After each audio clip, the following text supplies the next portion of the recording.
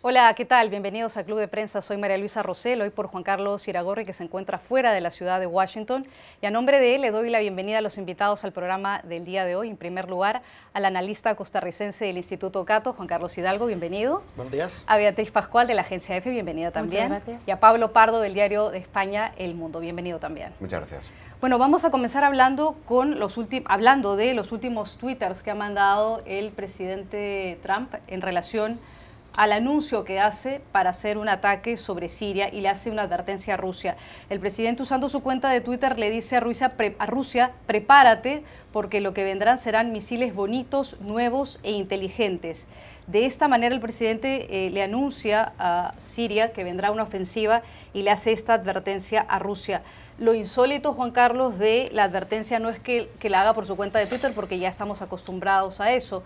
Lo insólito es que el presidente ha criticado siempre que se use la posibilidad de hacer un anuncio de un ataque y que no se tenga en cuenta la sorpresa militar. El presidente anuncia que va a hacer este ataque sobre Siria y no queda muy claro si el ataque va a ser inmediatamente, no queda claro qué va a pasar. ¿Qué cree usted que es lo que va a ocurrir? Bueno, en primer lugar, efectivamente, el presidente se pone, como decimos en Costa Rica, en un zapato, porque ahora tiene que cumplir lo que ha dicho. Ya la expectativa está de que va a haber un ataque de gran magnitud, porque hace un año la crítica fue de que el ataque fue muy limitado.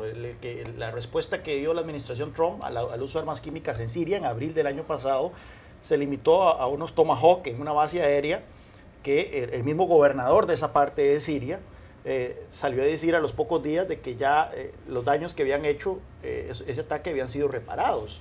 Entonces, la narrativa de la prensa en Estados Unidos fue que no fue suficiente. A mí me llama, y ese es el segundo punto que yo quiero llevar aquí, lo guerrerista que es la prensa estadounidense. Han estado rogándole a Trump de que intervenga de una manera más decidida y que se involucre de una manera más decidida en Siria. Cuando Trump salió a decir hace un par de semanas que iba a salir de Siria, el consenso de Washington, el establishment de Washington fue diciendo eso es una barbaridad, no podemos salir de Siria. La misma prensa que después dice que tenemos 17 años de estar en Afganistán y que no hay una salida para Afganistán, pero cuando un presidente anuncia que se va a salir de un país, porque efectivamente no hay una meta visible sobre cuál es el objetivo de la misión de Estados Unidos. O sea, ¿cuándo es que Estados Unidos podría decir mission accomplished, misión cumplida en Siria? No hay tal escenario.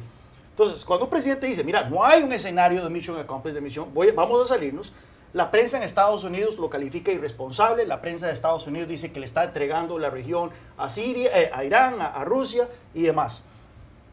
Tercer punto que yo quiero aquí, también felicidades a la prensa estadounidense y a los medios de comunicación, porque han pasado meses instigando al presidente Trump por no confrontar a Rusia, por no hablar de Rusia, por no decir nada sobre Vladimir Putin. Y finalmente lo hace. Hoy amanecimos con el presidente de Estados Unidos amenazando con una confrontación militar con una potencia mundial, con una potencia nuclear en Siria. Eso es lo que la prensa quería, una guerra por un ataque de armas químicas, efectivamente, que mató 40 personas en una guerra en la que han muerto 500,000 personas. Más gente murió en el tiroteo de Las Vegas hace unos meses. Aquí un ataque efectivamente utilizando un arma deleznable, que son las armas químicas, pero la cantidad de víctimas en el contexto de lo que es la guerra civil siria ha sido muy limitado. Y aún así, hay un llamado generalizado para que Estados Unidos intervenga y le entre de frente a Rusia en este tema. Bueno, finalmente Trump ha cedido a todas estas amenazas y enos aquí entonces, hoy amanecemos con el presidente amenazando directamente con una confrontación bélica a Rusia. Yo sinceramente tendría que recordar cuándo fue la última vez que un presidente de Estados Unidos utilizó un lenguaje tan directo y tan belicoso hacia esa potencia nuclear. Yo creo que hoy es un día para estar muy nerviosos. Hasta antes de estos twitters de la mañana de hoy, Beatriz, no quedaba claro si había consenso entre los mandos militares por utilizar la fuerza en Siria. ¿Qué cree usted que es lo que va a ocurrir? Creo que lo que ha cambiado es que la resolución que intentó ayer empujar Estados Unidos en el Consejo de Seguridad de la ONU, que fue rechazada por Rusia, creo que ese rechazo de Rusia a investigar esos ataques químicos es lo que finalmente ha forzado a Estados Unidos a actuar. Lo que va a pasar es que va a haber un ataque conjunto, como bien señalaba Juan Carlos. Las críticas que hubo el año pasado fue que era un ataque limitado. Lo que estaba haciendo ahora Trump es tratar de buscar alianzas y poner a la comunidad internacional de frente con Bashar al-Assad. Está buscando alianzas, ha hablado con Theresa May y con Emmanuel Macron en Francia. El ataque que puede haber, no sé si va a causar un cambio, o sea, no sirve, en mi opinión, de nada hacer un ataque a Bashar al-Assad de reacción a este ataque con armas químicas cuando ha habido más ataques con armas químicas en Duma, cuando ha habido más masacres de civiles anteriormente. Entonces, atacar para responder a un ataque no sé hasta qué punto va a cambiar la situación en Siria, porque a Bashar al-Assad, desgraciadamente, no le van a conseguir echar. Él ha recuperado todos los territorios en Siria que estaban bajo el poder del Estado Islámico y no hay una discusión a nivel internacional sobre si él debe mantenerse en el poder. Los que tienen la sartén por el mango, como decimos en España, son Rusia e Irán y ellos apoyan a Bashar al-Assad. Pablo, ¿qué piensa usted? Sí, yo estoy bastante de acuerdo con mis compañeros. Por un lado, creo que esto es muy llamativo porque Donald Trump se convierte al multilateralismo. De hecho, si recordamos, durante la campaña presidencial, Donald Trump abjuraba de la OTAN, abjuraba de todo tipo de alianzas. Estados Unidos iba a ir solo a las guerras, pero además no iba a ir a ninguna guerra. Recordemos, todavía hace 2 o 3 semanas Trump seguía diciendo no tenemos que hacer nation building, digamos, como construir naciones fuera, sino construir nuestra propia nación. Ahora de pronto ha cambiado, lo cual yo creo que es muy de Donald Trump. Probablemente haya visto fotos del ataque y este tipo de cosas. O sea, Donald Trump es una persona que funciona mucho por impulsos completamente. También estoy de acuerdo con Juan Carlos en el hecho de que el establishment en Washington es brutalmente belicista. Y de hecho yo recuerdo el año pasado cuando Estados Unidos bombardeó aquella base en Siria, que pocas horas después ya estaban saliendo aviones de la base para bombardear a los rebeldes, que Fareed Zakaria, que es un profesor de Harvard, que es analista de la cadena de televisión CNN o CNN, y que es demócrata, es completa, absoluta y totalmente demócrata, dijo que era la primera vez que había visto a Donald Trump actuar de forma presidencial. Es decir, de forma presidencial es lanzar 60 misiles. O sea, que además es algo, técnicamente para Estados Unidos es muy sencillo. O sea, es decir, aquí te conviertes en presidente simplemente bombardeando una base. También estoy de acuerdo en que seguimos sin ver, y esto es algo que yo creo que sucede en Siria desde que estalló la guerra civil en el año 2010, una estrategia por parte de Estados Unidos. No la hubo con Obama, no la hay con Donald Trump. Es decir, reaccionar bombardeando y dañando los sistemas de armas químicas que pueda tener o que tiene el régimen sirio de Bashar al-Assad, bien, de acuerdo, está bien, pero eso no va a cambiar la realidad sobre el terreno. No hay un plan de futuro. El futuro de Siria está siendo decidido fundamentalmente por Turquía, Irán y Rusia, y un poco por el gobierno sirio. Las armas químicas pueden volver a ser o construidas o llevadas desde Irán, que es verdaderamente el país que más está apoyando a Siria. Y luego, pues evidentemente existe un riesgo de confrontación, aunque yo ahí creo que tanto Trump como Putin son maestros en el arte de gestionar las expectativas. Entonces, los dos, digamos que les gusta mucho hacer declaraciones cargadas de testosterona que al final no van a ningún sitio. O sea, recordemos hace como 3 o 4 semanas Putin en un evento en Rusia mostró misiles nucleares cayendo sobre Florida. También habría que mirar cuándo en la historia, y el presidente de Estados Unidos no dijo nada, habría que ver cuándo en la historia un país, imaginémonos que Saddam Hussein hubiera colgado un vídeo donde se vieran misiles iraquíes cayendo sobre Florida. Al día siguiente lo habían invadido, habían empezado en Irak y seguido hasta Indonesia, no hubieran dejado nada en medio. Entonces, yo en ese sentido, digamos, en la ecuación rusa soy como más escéptico, aunque creo que las relaciones son malas ahora entre los dos países, no van a ser mejores, pero en lo demás sí creo que por un lado es una reacción muy impulsiva de Trump. Creo que no hay una política detrás de esto. Y por otra parte, creo que en Estados Unidos nada mejor para ganar en popularidad que soltar unos cuantos misiles. Yo quiero enfatizar un punto que señaló Beatriz porque es crítico en este sentido, y es que la consolidación de poder de Bashar al-Assad no está en juego. Y por el apoyo que tiene Rusia, por el apoyo que tiene Irán. Y ya la discusión, que tuvo lugar hace unos años, que efectivamente era el cambio de régimen en Damasco, ya no existe. O sea, ya la comunidad internacional se ha dado por descontado de que Bashar al-Assad va a continuar en el poder. Entonces, ¿cuál sería la finalidad de esta intervención militar? Causar daño a instalaciones militares sirias. Bueno, en cuestión de meses las habrán reparado y ya volveremos donde estamos. Otro punto que quiero hacer es también la naturaleza de las armas químicas. Yo he leído un poco sobre esto y una de las razones por las cuales los países acordaron prohibir las armas químicas es porque no son muy efectivas, efectivamente, en el campo de guerra.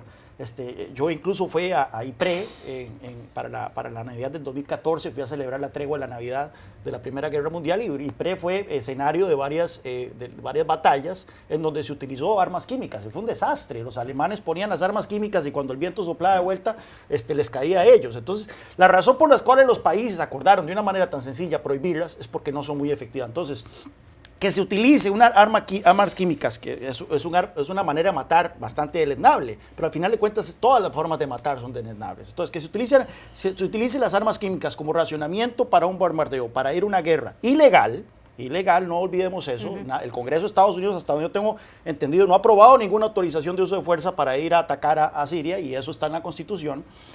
Pero cuando un arma convencional, bombas de racimo o lo que sea, mata todavía mucho más gente, ¿por qué una sí y por qué la otra no? Entonces, ¿dónde está la lógica? Esas son el tipo de cosas que deberíamos de estar discutiendo. Como tú comentabas, lo que tendría que hacer Bashar al-Assad es hacerse miembro de la Asociación Nacional del Rifle y empezar a matar a sirios con rifles, como Dios manda. Exactamente, en ese caso probablemente recibiría todos los parabienes de Donald Trump y de gran parte de la opinión pública de Estados Unidos. Les voy a proponer otro tema que también ocupa la mente del presidente, y es lo ofuscado que está el presidente por el allanamiento a la oficina de uno de sus abogados, Michael Cohen. El allanamiento se produjo y aparentemente los fiscales del equipo de Mueller están buscando indagar en las informaciones, en las comunicaciones que estableció el abogado Cohen con dos mujeres que alegan haber tenido relaciones con el presidente Trump antes de que se convirtiera en mandatario de Estados Unidos. Una de ellas, una actriz pornográfica, Stormy Daniels, y la otra, una exmodelo de Playboy, con la que también aparentemente el presidente habría mantenido una relación. El presidente está muy molesto y el líder de la mayoría del Senado, Mitch McConnell, le ha advertido al presidente Trump que no se le ocurra destituir al fiscal especial Robert Mueller.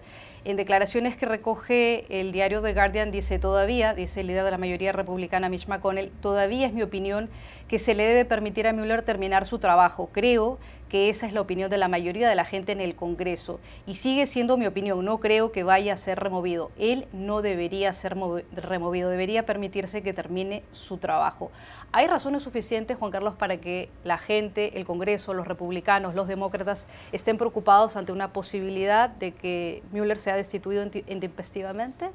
Bueno, mi reacción inicial a la hora de leer esta noticia es: ojalá lo despida. Así Trump caerá y nos desharemos de Trump, porque al parecer esa es la línea roja que muchos en el Congreso, incluyendo republicanos, han puesto. Primero que todo porque Trump directamente no tiene el poder para destituir a Mueller. El único que tiene ese poder en este momento es el subsecretario de Justicia, Rod Rosenstein. Rosenstein. Así que él tendría que ordenar a Rosenstein el despedir a Mueller. Rosenstein probablemente se niegue. Entonces él despediría a Rosenstein. Rosenstein entonces quedaría el tercero al mando, que también probablemente se niegue. Y así habría una cadena de renuncias y cadena de despidos hasta que eventualmente alguien se acepte despedir a Mueller, y en ese caso ocurrirá algo similar a lo que ocurrió en la administración Nixon, ¿verdad? Cuando también una de estas masacres ejecutivas, y el Congreso se mueve para elaborar los artículos de impeachment, de juicio político, y el presidente Trump podría terminar cayendo. Tampoco es que estemos muy seguros de que eso ocurra. Al final de cuentas, si vemos los números de popularidad del presidente, han subido un par de puntos.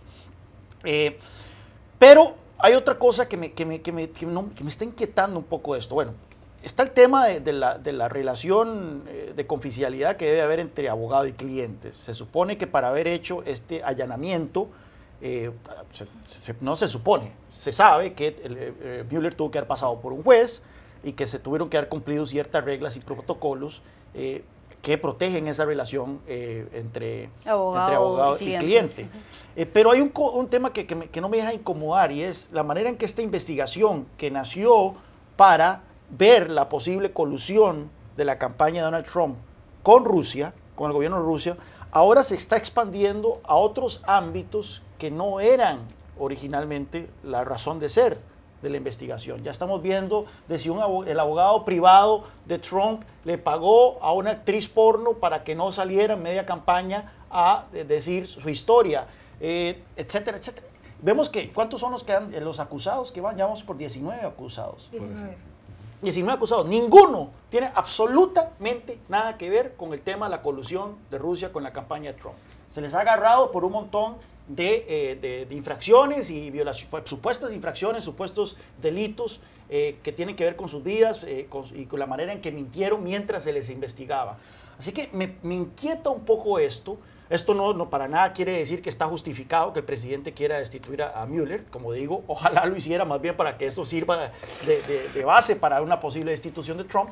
Pero sí creo que esta investigación está extendiéndose más allá de lo que era su propósito, y esto le está dando armas a los defensores de Trump para decir de que todo es espurio y que el sistema, el establishment, está en contra y está allá afuera tratando de derribar al presidente. Tenemos pocos minutos, Beatriz, por Yo favor. es que no estoy de acuerdo con lo que acaba de decir Juan Carlos, porque o sea, el registro que se hizo al hotel y a la oficina del abogado de Trump no fue ejecutado por Mueller. O sea, Mueller encontró unas pistas en su investigación y dijo, como esto no es la misión que me han dado, esto no tiene que ver con la injerencia rusa en las elecciones, se lo voy a dar a la Fiscalía del Distrito Este de Nueva York, que está en Manhattan, y que ellos investiguen. Es decir, ha sido la Fiscalía del Distrito Este la que ha ejecutado las órdenes de registro. Sobre el tema de los otros 19 acusados y que no tiene nada que ver con el tema de la investigación rusa. Dos de los principales acusados, Paul Manafort, que era el jefe de campaña de Trump, y su número 2, Rick Gates, lo que está investigando Mueller es esos lazos que tuvieron con gobiernos prorrusos, con el gobierno prorruso de Ucrania de Víctor Yanukovych. Entonces, eso sí que podría tener que ver con la investigación rusa. Podría dar pie a una serie de relaciones entre la campaña de Trump y el Kremlin para influir en las elecciones. Es decir, no creo que Mueller se esté yendo de la misión que le han encomendado, simplemente, bajo mi punto de vista y por lo que conozco, está viendo poco a poco cómo puede ir buscando esa senda para averiguar. Es decir, es una investigación y tú te metes ahí a ver todo lo que puedes y después construyes el relato, ¿no?, de lo que ha ocurrido, pero al principio no sabes por dónde tienes que tirar. Entonces yo sí que creo que Mueller lo está haciendo bien y que desde luego Trump no tiene ninguna razón para despedirle. Pocos segundos, Pablo. Sí, bueno, normalmente en el funcionamiento de los fiscales especiales en Estados Unidos se les da un margen de actuación absolutamente brutal. Recordemos un famoso caso de Lewinsky con Bill Clinton. Empezó investigando un caso de especulación inmobiliaria en bienes raíces en Arkansas y acabó, pues como todos sabemos, con Mónica Lewinsky. Digamos que los fiscales especiales tienen un margen de actuación enorme. Yo sí que creo además que en el caso de Cohen, aunque no parece que este registro no ha estado directamente vinculado a ello, pero Cohen sí ha estado involucrado, consejero de Seguridad Nacional, con Trump durante 3 semanas. También se ha declarado culpable, no de haber influido durante la campaña, pero sí inmediatamente después, cuando Obama todavía era presidente, de haberse reunido con el embajador ruso y de haber mentido sobre ello precisamente para alterar una votación de Estados Unidos en Naciones Unidas contra Israel.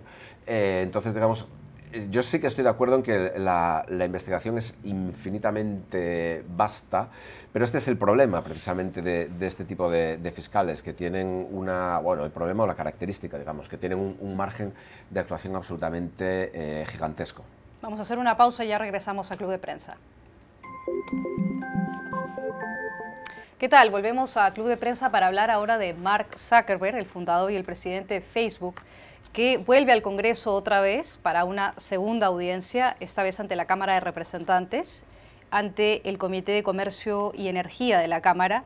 Ayer se disculpó, prometió que iba a hacer una serie de reformas, hizo un mea culpa, tuvo un tono de acto de contrición. Él fue cuestionado por 42 de los 100 senadores que estaban en el Capitolio en una sesión maratónica. pero no queda claro todavía si su mea culpa va a tener algún efecto concreto en hacer las reformas y si el Congreso finalmente va a abogar o va a promover que se impulsen leyes más estrictas para el tema de la seguridad. El senador Bill Nelson de la Florida, el demócrata de mayor rango en el Comité de Comercio, le advirtió a Zuckerberg: si Facebook y otras compañías no pueden arreglar esas invasiones a la privacidad, entonces lo haremos nosotros.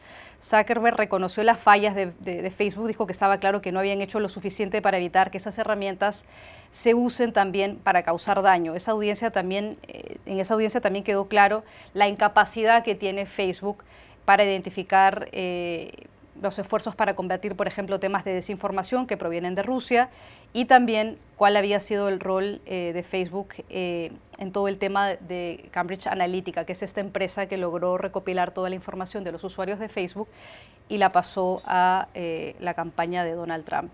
¿Qué es lo que cree usted, Beatriz, que va a pasar con el mea culpa de Zuckerberg y qué es lo que van a ver los usuarios al final de cuentas, al final del día? Pues hay gente, ¿no?, que se ha reído un poco del mea culpa del CEO de Facebook. Hay gente que lo ha comparado, ¿no?, como una especie de tour musical.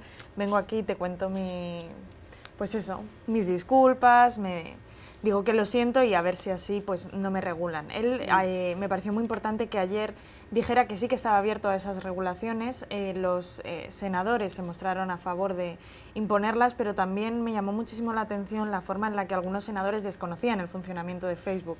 Había momentos en los que parecía que él les estaba dando una especie de tutorial explicándoles: no, pero es que eso, senador, ya puede hacerlo, usted ya puede descargarse sus datos si no quiere compartirlos, usted puede elegir con quién comparte la información o no lo hace. Pareció, ¿no?, que tenía que responder por todos los males de Internet, que tenía que responder a todas las violaciones de los derechos de privacidad, que es un asunto muy serio. Entonces veremos a ver qué ocurre hoy. Yo creo que ayer salió invicto, la bolsa le respaldó, las acciones de Facebook subieron un 4,5%. Eso creo que habla mucho, ¿no?, de cuál fue la reacción de los mercados, que creo que al final es lo que más importa. Por supuesto, los usuarios, ¿no?, y el movimiento de desconfianza que hubo, ¿no?, después del escándalo de Cambridge Analytica, pero veremos. Yo creo que salió bien y muchos senadores avisaron que lo que veamos en estos 2 días es lo que va a marcar el futuro, es decir, veremos qué propuestas de ley salen a la luz en los próximos días, en las próximas semanas, y a ver cómo eso funciona. También hay que entender que esta audiencia se da en el contexto de que muchos de los políticos, incluidos los senadores, también presidentes de Estados Unidos, han utilizado la plataforma de Facebook para lanzar sus campañas. Y que además, creo que usted escribió sobre eso, Pablo, muchos políticos también han recibido donaciones de Facebook. Entonces, en medio de ese debate, ¿cómo se entiende que llega este señor a comparecer al Congreso cuando hay evidentemente algunas tensiones entre los dos lados, en lo político y esta empresa privada? Sí, evidentemente esa es una de las cuestiones pendientes, digamos. Facebook es un grandísimo donante a políticos, fundamentalmente a políticos demócratas, que son los que ahora están más enfadados con Zuckerberg. 2/3 de los donativos políticos de Facebook van a demócratas, 1/3 a republicanos, pero en general dona a todos. Y yo creo que esta es posiblemente una de las causas también, el hecho de que Facebook, digamos, se presta mucho pues a ser manipulado y a ser usado en favor y en contra. Entonces los senadores fueron extraordinariamente cautos. Desde mi punto de vista fue un espectáculo bastante patético. Los senadores, digamos, que demostraron con Zuckerberg la misma agilidad que un hipopótamo fuera del agua. Es decir, fue absolutamente catastrófico. Yo, que tengo insomnio, esta noche me leí la transcripción entera del debate o de la comparecencia de Zuckerberg. En 17 ocasiones, Zuckerberg les dice a los senadores: le diré a mi equipo que se ponga en contacto con usted para pasarle esa información. En cuestiones, por ejemplo, como cuando usted no está en Facebook, tiene apagado Facebook en su teléfono móvil o en su página web, ¿sigue Facebook controlando qué páginas web visita usted?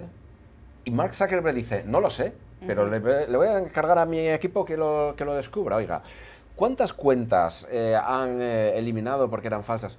Pues tampoco lo sé. Oiga, pero usted no se preocupe que yo mando a mi equipo a que se lo diga. Era una cosa absolutamente ridícula y patética. O sea, 44 senadores allí haciendo preguntas que demostraban que no tenían, pues como acaba de decir Beatriz, ni idea. Es decir, la frase del senador Hatch de Utah, cuando le dice a Zuckerberg, pero si usted le ofrece un servicio gratis, ¿cómo ganan dinero? Y hay como 5 o 10 segundos en los que Zuckerberg se queda así en silencio y yo creo que Zuckerberg dice, bueno, he ganado, porque este tipo es tonto, o sea, es literalmente, es decir, le dice, senador, tenemos anuncios.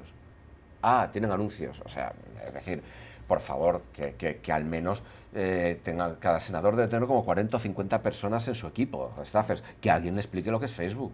Una de las cosas que también está en cuestión es eso, es el modelo económico, el modelo de negocio que tiene Facebook para poder lucrar con la información, con los datos de los usuarios de Facebook. ¿Ese modelo está en riesgo? ¿Va a cambiar? ¿Qué cree usted que va a pasar? Esperemos que no, porque los beneficios que da tener acceso gratuito a este tipo de tecnologías son enormes para muchísima gente. Yo lo he dicho en este programa, cuando uno no paga por un servicio o un producto, uno no es el cliente, uno es el producto. Y efectivamente, sí es como hace plata Facebook, pero hay una transacción. Aquí no es que de repente Facebook nos está explotando, nosotros también utilizamos Facebook de una manera que nos beneficia. Yo tengo una página de Facebook pública donde posteo mis columnas, posteo mis artículos, entrevistas y demás, y eso me beneficia. Tengo también mi página privada en donde estoy en contacto con un montón de gente que aprecio, y que si hubiera perdido contacto con esta gente, si no existiese una plataforma similar, porque eso de estar mandando correos electrónicos para preguntarle a gente que uno ha conocido hace 20 años cómo está, ya la gente no lo hace. Entonces, claramente nosotros estamos derivando un beneficio de las redes sociales. Ahora bien, ¿por qué es que los políticos y particularmente los demócratas están encabronados con Facebook? Porque sienten que le robó la elección. Ellos no admiten de que perdieron la elección. Esto fue una conspiración rusa, fue una conspiración de Facebook, fue una conspiración de James Comey. No terminan de digerir que perdieron la elección, muy probablemente en un 99.9% de probabilidades en buena lid. Y es por eso que entonces ahora están masacrando a Facebook. Y me llama la atención porque los problemas que está enfrentando Facebook últimamente en la bolsa y demás, no es porque la gente esté renunciando masivamente a sus cuentas de Facebook. Sí, ha habido un movimiento que se llama Delete Facebook o algo por el estilo. El tipo de Tesla cerró sus cuentas de Facebook, pero no ha tenido el pegue que la gente esperaba. La razón por la que las bolsas han caído es por el peligro de la regulación por parte de los políticos. O sea, todos los políticos los que están más fijados en tratar de emprenderla con Facebook. Yo no vi el testimonio ayer, lo vi por 5 minutos mientras buscaba el partido, al ver la derrota del Barcelona. Que eso era más importante para usted. Por supuesto, para mí sí. Pero los 5 minutos que vi mientras buscaba el canal era, vi muy bien parado a Mark Zuckerberg y me recordó mucho a esta escena de la película El Aviador, ¿verdad? ¿Cómo se llama? Leonardo DiCaprio interpretando ¿cómo era Hugh? ¿Cómo era que se llama? Howard Hughes. Howard Hughes, ¿verdad? Que él va a un testimonio también donde se esperaba que lo iban a masacrar y el tipo salió bien parado y los políticos fueron los que salieron peor parados. Al final de cuentas estamos hablando de políticos. Esta gente muchas veces no sabe dónde está parada, como usted dice. O sea, nosotros tenemos esta idea de que los senadores y los congresistas saben de lo que están hablando. No tienen idea y se requiere un tipo que sabe lo que hace para exponerlo como lo que son. Muchas veces vendedores de humo. Sí, 30 segundos, Pablo. Sí, no, dos cosas. Una, desde luego estoy completamente de acuerdo contigo. De hecho, Zuckerberg salió de la reunión 3.000 millones de dólares más rico que como había entrado. Y también de acuerdo en que los senadores no saben, pero es decir, los senadores al menos durante las famosas sesiones después de la crisis financiera, al menos, bueno, sabían algo, daba la impresión de que sabían algo, de que sabían cómo funciona un banco, sabían lo que es un bono. Ayer es que verdaderamente fue una cosa absolutamente catastrófica, vamos. Bueno, vamos a cambiar de tema para hablar ahora de Francia, porque el presidente de Francia, Emmanuel Macron, tuvo un encuentro con la Conferencia Episcopal Francesa, Beatriz, esta semana, este lunes, en donde dijo, si estamos aquí es sin duda porque compartimos un sentimiento confuso de que el vínculo entre Iglesia y el Estado se ha deteriorado y que es importante para nosotros y para mí repararlo. Para hacerlo no hay otro medio que el diálogo, un diálogo de verdad. Macron siguió adelante y dijo que este diálogo con la Iglesia era necesario y en algunos casos ha sido interpretado por un lado, por ejemplo, el portavoz de la Conferencia Episcopal, Olivier Ridaviou dijo que celebraba el discurso, que era un hito en las relaciones entre la Iglesia y el Estado, pero para otros en Francia está siendo visto como un ataque a lo que se conoce en Francia como un Estado laico, en donde hay mucha separación entre lo que es Estado e Iglesia. ¿Cómo lo vio usted? Pues la verdad es que la reacción que yo he recibido por parte de la gente que conozco en Francia, estuve viviendo allí en 2011 y en 2012, es que sobre todo por parte de la izquierda francesa se ha entendido como un ataque. Cuando él dijo aquello del vínculo dañado entre Iglesia y Estado, hay gente que lo interpretó como ¿a qué se está refiriendo? ¿Qué es ese vínculo dañado? ¿Se estará refiriendo a la legalización del matrimonio homosexual en 2013? Entonces hay muchísimos políticos del Partido Socialista, por ejemplo, que le han interpelado directamente y le han preguntado a qué se estaba refiriendo con eso. Francia está debatiendo ahora mismo el tema de la reproducción asistida para las parejas homosexuales. Desde 1994 en Francia se permite la reproducción asistida, pero para las personas que tienen problemas, que son estériles, no para las parejas del mismo sexo.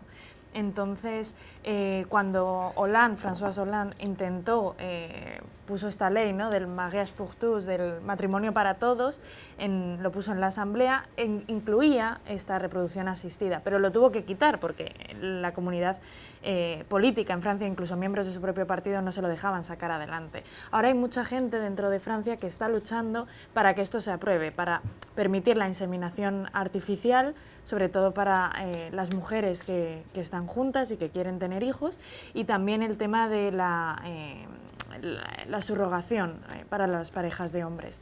Es un tema muy polémico y que desde luego se puede entender de muchas formas. Esa es la interpretación que ha hecho la izquierda francesa, pero la derecha francesa interpretó las declaraciones de Macron como bueno, pues si no tenemos, o sea, si no, la laicidad no puede ser una especie de jaula que tengamos, también se permite, ¿no?, el Islam. Entonces volvió a despertar este fantasma de la República del Islam, esta distopía de que el cambio demográfico en Francia va a llevar a que el Islam predomine, que es algo que aterra a la derecha francesa, que aterra a Marine Le Pen y que juega con eso. Entonces las declaraciones que hizo Emmanuel Macron han sido interpretadas de mala forma por las dos partes del espectro político. Tampoco él dejó muy claro a qué se refería en su discurso, no hizo referencias claras a los temas de la actualidad francesa. Entonces yo creo que lo que va a definir, ¿no?, cómo se define o cómo él quiere redefinir esto, van a ser sus actos futuros. Veremos a ver. Pablo, ¿cuál es el interés del presidente Macron de hacer un discurso en este momento dirigido a los católicos en Francia? La verdad que esa es una excelente pregunta, porque yo no tengo la respuesta. Es decir, yo creo que Macron es un político al que le gusta mucho romper esquemas y romper estereotipos. Y con esta apertura hacia los católicos consigue algo. Es decir, ahora bien, yo no creo que los católicos en Francia masivamente estén a favor del Frente Nacional, ni vayan a estar a favor del Frente Nacional. De hecho, el Frente Nacional ha perdido, parece, bastante respaldo en general desde las elecciones. Con lo cual, digamos, es un movimiento un poco sorprendente. Tal vez, probablemente sea para aplacar los ánimos, para, digamos, contentar a una parte de la opinión pública católica y de la jerarquía eclesiástica en la cuestión de la reproducción asistida, pero para las parejas homosexuales, pero no le acabo de ver un sentido muy claro, sobre todo además en un tipo como Macron que, digamos, parece que Macron encaja muy bien dentro de la idea de la laicidad francesa, es decir, cuando habla de la relación entre la Iglesia y el Estado, casi una parte de los votantes de Macron yo creo que opinan que no hay relación entre la Iglesia y el Estado y que no debería haberla, o que no hay relación entre las diferentes confesiones religiosas y el Estado. Entonces es bastante sorprendente desde mi punto de vista, pero Macron es un tipo que es muy difícil situarlo ideológicamente. Recordemos que dentro de 2 semanas Macron va a venir a Estados Unidos, se va a reunir con Donald Trump y va a ser la primera cena de Estado que Donald Trump dé desde que llegó a la Casa Blanca con Macron, que teóricamente es lo opuesto, la antítesis en el estilo, en la forma. Es decir, ¿qué va a ser lo siguiente con Justin Trudeau? O sea, es prácticamente sorprendente. Entonces, bueno, Macron yo creo que es un político muy hábil, que busca muy bien el poder, que sabe y que lo ha demostrado, y muy oportunista, con lo cual algún tipo de juego tiene. Lo que no sé muy bien, lo que no entiendo muy bien es cuál es su juego en esto. Juan Carlos, 30 segundos. A mí me llama la atención efectivamente cuál es el propósito de hacer esto. Uno no puede cuestionar a Macron por su estrategia, puesto que el tipo fundó un partido de la nada y en 2 años era presidente de Francia con 39 años. Entonces, obviamente el tipo es un buen estratega y algo tendrá en mente. Pero sí, el tema de la laicidad en Francia es llamativo, porque va más allá de simplemente tener un Estado laico. Aquí en Estados Unidos tenemos un Estado laico, pero la laicidad va más allá en Francia.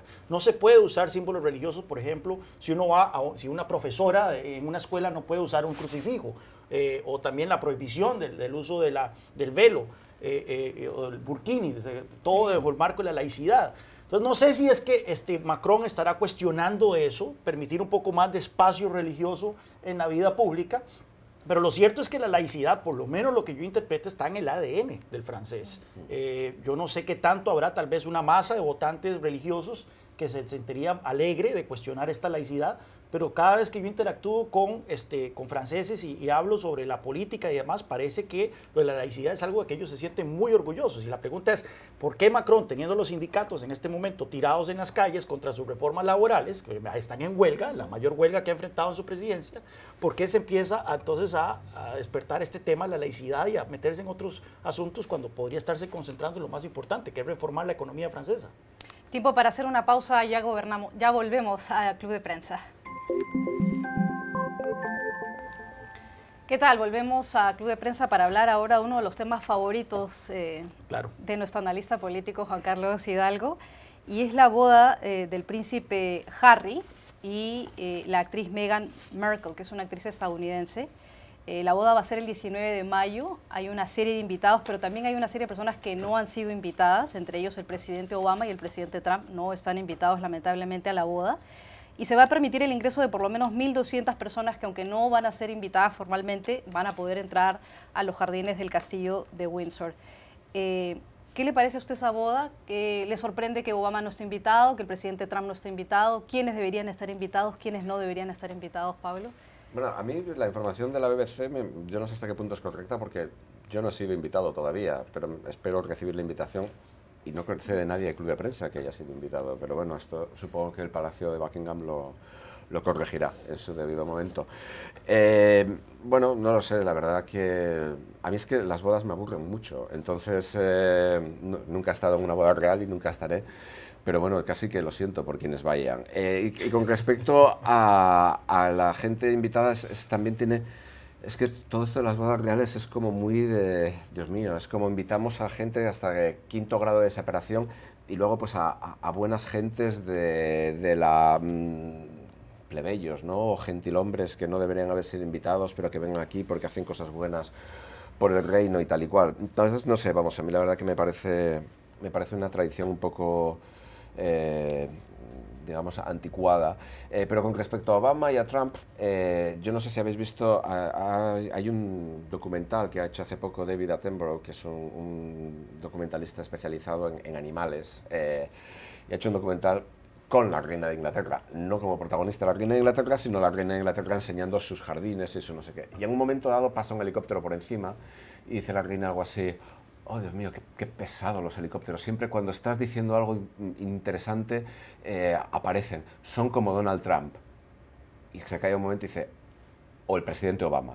Entonces, a lo mejor esa es la razón por la que no los ha invitado, ¿no? Beatriz. Me parece muy buena la reflexión de Pablo y sobre el tema de, bueno, sí, las bodas reales y toda la pompa y todo esto, lo que sí que me parece bonito, por decir algo amable. No sé, amable sobre esta boda, es el tema de que se haya invitado a gente, a plebeyos, como dice Pablo, pero gente, bueno, que me parece importante que aparezcan allí y que dan también una imagen, ¿no? O pero a lo mejor pretenden dar una imagen de renovación o de que, bueno, pues de que están en contacto con la realidad. Ahí, por ejemplo, una niña que fue víctima del ataque en el concierto de Ariana Grande en Manchester, que va a ir, ha invitado como su pareja a una abuelita que perdió a su hija, a su nieta en ese concierto. Entonces, bueno, son gestos que de alguna forma, cuando los lees o cuando los ves, te dan una cierta sensación de calidez, ¿no? Que a lo mejor es lo que le suele faltar a estas ceremonias que parecen tan frías, tan antiguas, tan, no sé, tan encorsetadas, ¿no? Entonces, me parece que es una oportunidad bonita de alguna forma, pues para abrir las puertas a gente que a lo mejor no ha podido disfrutar de estos eventos y que a lo mejor les hace una ilusión enorme asistir. ¿Un gesto para acercarse un poco con los plebeyos? Bueno, a diferencia de mis copanelistas, yo no soy sujeto de un monarca, puesto que vengo de una república, y en verdad que considero a esa institución bastante anticuada, como se ha dicho aquí ya por Pablo. Aún así me fascina leer sobre temas de historia, monarquías y demás. Cuando uno va a España, no le encanta leer los castillos y leer sobre los reyes católicos, y cuando uno va al Reino Unido, la guerra de las rosas y toda esa historia. Pero sí, ya en el siglo XXI ya está un poco repugnante la institución de la monarquía. Ahora bien, debo de decir que por lo menos en el Reino Unido los británicos adoran a su reina.